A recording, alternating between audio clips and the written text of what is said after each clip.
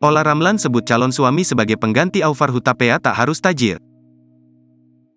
Setelah bercerai dari Aufar Hutapea, artis asal Banjarmasin yakni Ola Ramlan tak menutup diri untuk menikah lagi.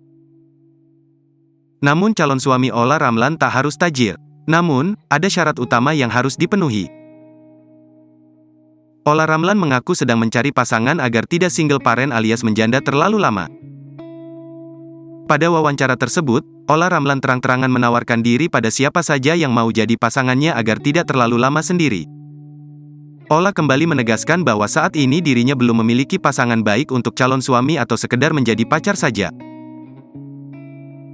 Karena itu, dia meminta bantuan untuk dicarikan. Dalam keinginannya mencari pasangan baru, Ola Ramlan mengatakan bahwa ia ingin pasangan dengan kriteria ganteng, wangi dan harus memiliki pekerjaan.